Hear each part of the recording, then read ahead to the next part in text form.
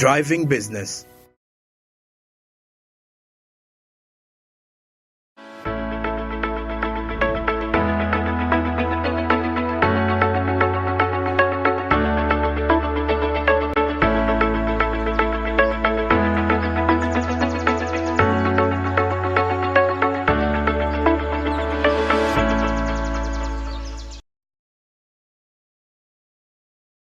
That means business is continuing with Karibu, Eastafrica. Habari ya leo today. How are you doing?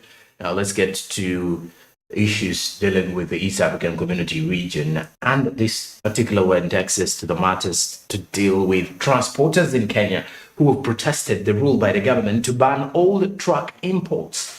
Well, Kenya has started enforcing vehicle importation restrictions as the Kenya Revenue Authority begins scratching dozens of unclaimed vehicles at the port and those that have not met 8-year-old import limits. Nairobi has effected a ban on importation of trucks of up to 30 tons or older than 3 years, ostensibly to comply with the Transport, Climate and Clean Air Coalition's Global Sulfur Strategy, which seeks to cut emissions by 2030. Now, but this leaves Kenya in a bind that while making efforts to reduce emissions, that the other East African Community partner states are still importing vehicles older than 8 years. Efforts to harmonize the importation of used vehicles into the region have always faced headwinds. As in 2020, the East African Community region recommended the slashing of the age limit for imported cars in the region to 5 years by 2021 to promote local assembly, but it's yet to be implemented. Kenya only allows the import of second-hand cars not older than 8 years, while Tanzania has its limit at 10 years. Rwanda, Burundi, and South Sudan do not have limits. On average, cars in the region are 15 years to 20 years old from their manufacturing date. Now, the East African Community added that the disjointed policies on age limits among the member states were flooding the regional market with older cars and stifling the growth of new car manufacturing. Used car imports make up about 85% of the 2.2 million cars on the road in the region. Now, the report, which was carried out by the East African Community Secretariat and the Japan International Cooperation Agency, estimated that the region loses about $2 billion in foreign exchange every year on importing cars. It is argued that with more stringent measures on the cars coming in the East African Community region, a window would open up for local manufacturing to thrive and meet the ever-growing demand across the entire region. Now, the report also recommended that the East African Community should invest in 2 large-scale assembly plants that would produce cars with a price range between $5,000 and $10,000. Now, the region would aim at producing 500,000 units per year by 2027, while the East African Community differs on implementing the proposal. Now, Kenya's new policy has been met with resistance from the transporters, especially on the Northern Corridor, who argue that it's against the protocols of the bloc concerning the transport sector, where the uniformity of rules and laws should definitely apply. Now, Kenya, most of the transporters are apparently against this particular move by the Kenyan government to ban old truck imports. Trucks that do not date within the period of 3 years of their manufacture. Okay. Now, lastly, from Karibu, East Africa, there is something regarding President Samia Suluhu Hassan, who has apparently appointed a new central bank governor. The appointment came Saturday as the Ministry of Finance Permanent Secretary Emmanuel Mpawe Tutuba was appointed as the new central bank governor. Tutuba replaces Professor Florence Luonga, becoming the eighth governor of the Bank of Tanzania since 1966. Now, Professor Luonga exits after his 5-year tenure ended.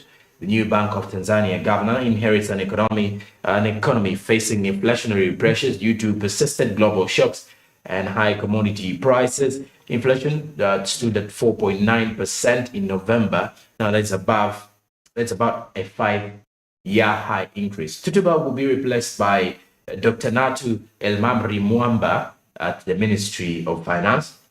Dr. El-Mamri is a lecturer at the University of Dar es Salaam. She is also the board chairman of the Kilimanjaro Air Development Company, KADCO.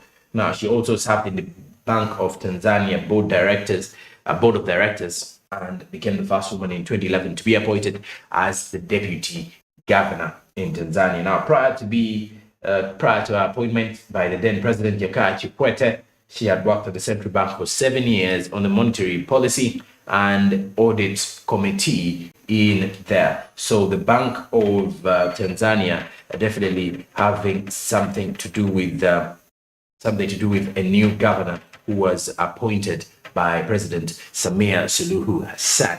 Well, not only that though, as we continue to look at the East African Community member states governors, in Kenya, the current governor is Patrick Ngunji Njoroge, who is a Kenyan economist, banker, and the ninth governor of the Central Bank of Kenya. If you are to look at that, coming in from the perspective that these particular presidents keep on appointing the governors from this particular scenario of dealing with the inflationary pressures in one way or the other. In Uganda, on the other hand, if you're to look at the situation to do with the governor in Uganda, that is currently we're having the deputy governor, that is Michael Atik Ego, who is currently taking on the two roles, deputy and current governor, as well as we await to see the new governor that will be appointed by President Museveni. Well, in Rwanda, the current governor of the central bank is John Rwagombwa, and the Honorable John Rwagombwa was appointed central bank governor on the 25th of February 2013, and his career had started in Rwanda Revenue Authority, where he grew through the ranks from the deputy commissioner of customs for operations until he finally went to the Central Bank of Rwanda as the central bank governor. So in Rwanda, John Rwagombwa is the central bank governor. In Kenya, Patrick Ngunji Njoroge is the man behind that particular coin. Now, the new appointed governor in Tanzania is none other than Emmanuel Mpawe Tutuba in there. Now, that is it for Karibu East Africa this morning. Let's get to the SMB International updates.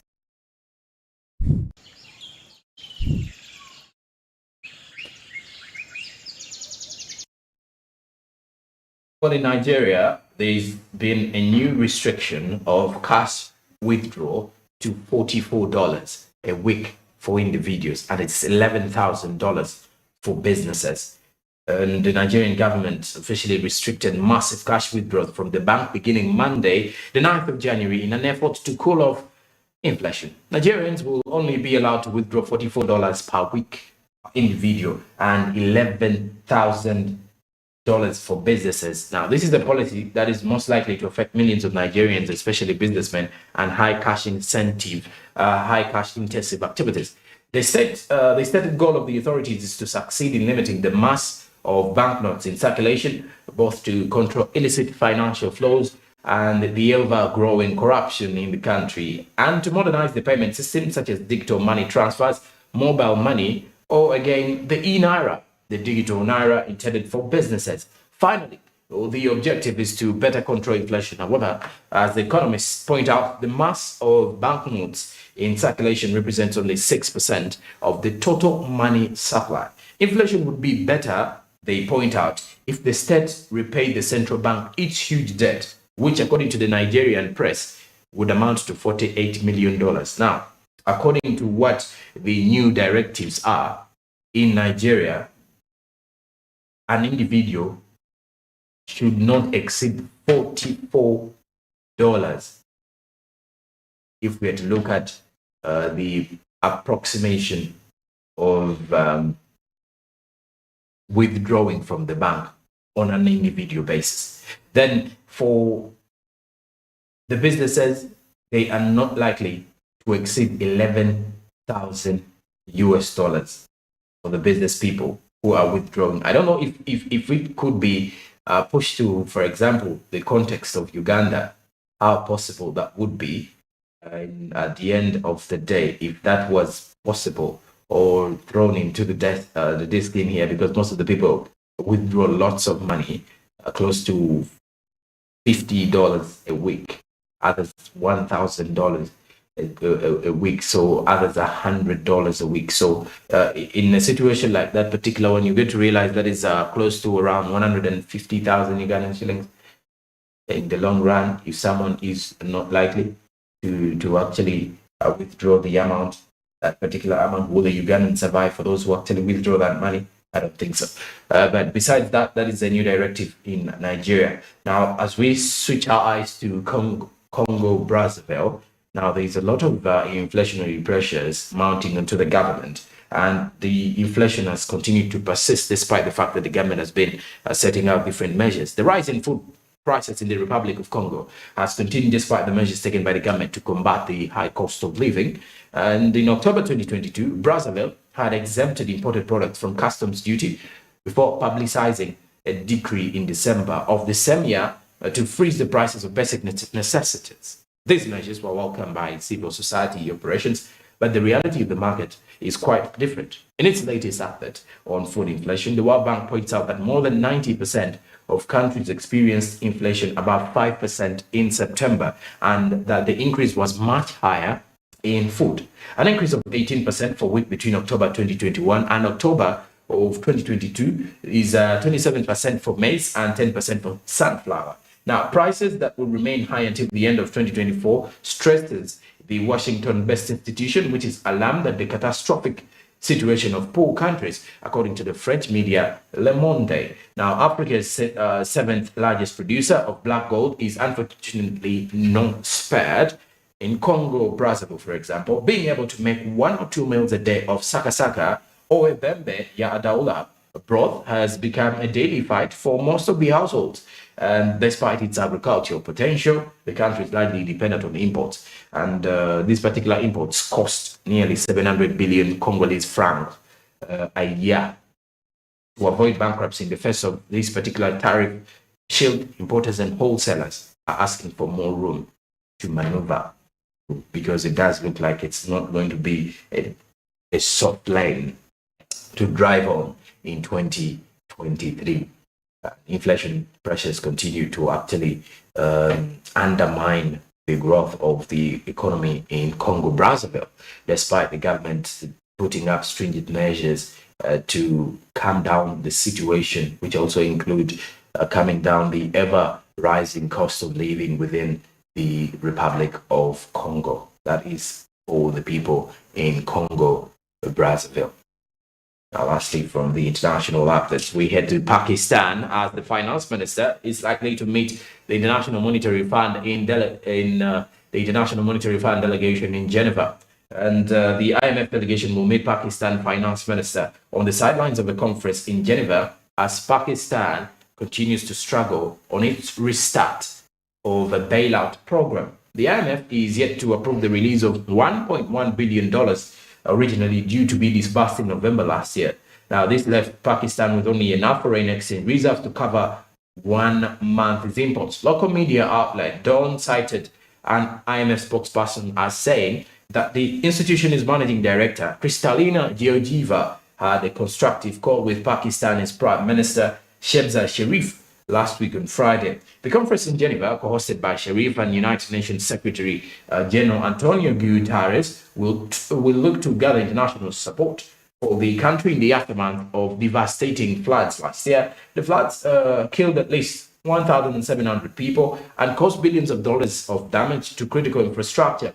Now, there was also a UN report published in December which revealed that some of 240,000 people in the southern province of Sidi remain displaced, while some 8 million were potentially exposed to flood waters or living close to flooded areas. Now, there was a plan laying out a timeline, and the financing of the rebuilding effort has been a sticking point in talks to clear the 9th review that will release the IMF funds and unlock other international funding too. Dar es Salaam has been critical of the International Monetary Fund in the recent month, publicly saying that the lender was acting abnormally in its dealings with Pakistan, which entered the $7 billion bailout program in the year 2019. So the IMF is yet to approve the release of 1.1 billion US dollars, which was supposed to be originally disbursed in November of last year, leaving Pakistan with only enough foreign exchange reserves to cover 1 month's imports. So, according to what the local media outlets are reporting, the IMF spokesperson is likely to meet the institution. Is the IMF spokesperson revealed that the institution's managing director, Kristalina Georgieva, will meet with the Pakistan officials after having a constructive call with the Pakistan Prime Minister Shehbaz Sharif on Friday. Pakistan looking for a bailout from the International Monetary Fund. How will it be influential to them? We shall wait and see what that will bring on board to the people in Pakistan. And of course, the country having faced floods that killed approximately 1,700 people that were at least recorded last year, and it caused billions of dollars of damage to critical infrastructure, needs a bailout of around 1.1 billion US dollars to ensure that they get back on board. 2023 does not look to be a good particular year in that situation. So when you look at the in recent months, there was something to do with the IMF acting abnormally in its dealings with Pakistan, which later on entered the 7 billion bailout program in 2019. So previously, before this push is coming in. So with this particular meeting between the finance minister of Pakistan, who is likely to meet the IMF delegation in Geneva, there would be only one answer to the challenges of Pakistan. Either the IMF approves to the 1.1 billion US dollars or not, because that is what Pakistan is looking out for in these particular discussions of the IMF and Pakistan. Well, that is it for the S&P International News this morning.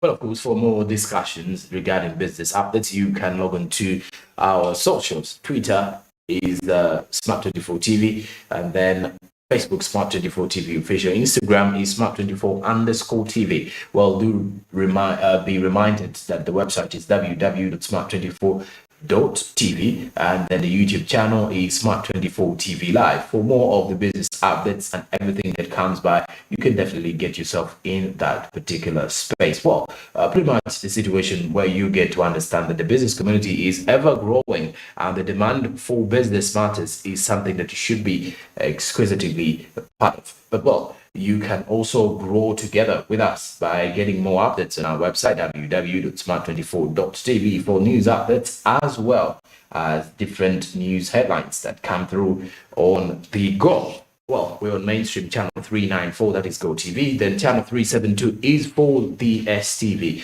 Let's go and watch Smart24 TV as we continue to drive your business. Well, driving your business aside, you can as well drive your money by putting it into an investment venture that will see your money grow. Use the USSD code *292# to be ushered into the Zabu platform, where you'll be able to invest in government bonds. Zabu is a platform by Altex East Africa which says do something new. With Zabu, the minimum amount for you to invest in government bonds is simply 15,000 shillings or more. Zabu makes it so affordable and so easier for you. The markets on the platform open at 8:15 a.m. East African Standard Time and close at 3:15 p.m. East African Standard Time on the same day. Well, the only time when the markets are closed is during the weekends. That is Zabu not opening up on the weekends and on the public holidays. But the rest of the days, you'll be able to invest in government bonds and securities in there. More products are available on the platform as well. Well, you can kickstart off your journey today by opening up an account with Zabu using your name, and in the next 24 hours after that, you'll be able to invest in these particular government bonds. Zabu, my money, my future. Altex East Africa says do something new. Well, after the break, we look at dairy production in the country. Not only that, more business updates on the way, as well as sports business. We shall be giving you more details regarding that. But some of the images as coming in from this particular angle is the traffic update from the flow of vehicles after a cold morning. It has been with heavy showers within the country. Now, for those who are actually using the lane to the Nile Avenue route, as well as those around the Golden Tulip as well, and the Fairway Hotel, you can definitely get those particular situations as it is coming for now. Not yet too busy, if I have to put it in that way, but pretty much a time for you to think of how best you will be moving, or set out a moving plan for yourself before it does become too tight on the road at around 8:30 to 9, simply because of the fact that it has actually rained and most of the people have definitely just hit the road at this particular time. Traffic police officers on the road already, as well as the traffic lights that are being put into use at the same lane. Now, for those who are actually straighting off from the from Kamocha and Upper Kololo, you can as well use the same particular route if you're heading to the city, either heading to the CBD or Nakasero in that same particular space. Well, these are the particular traffic updates that are basically coming through this particular morning for you to at least look at which route to use in the morning as you kickstart off your business day. You can choose for yourself which one to use, but of course it's a rainy day, so that means you should be looking at such routes that are at least more favorable with a better layout of the road, other than some of those which would look slippery and muddy at this time of the day. Well, and surely you can plan your movements better and in time. After the break, when I do return, like I said, I'll be bringing you more from the dairy production in the country, more business updates, and as well, we have something from sports business and the entertainment business. Good morning.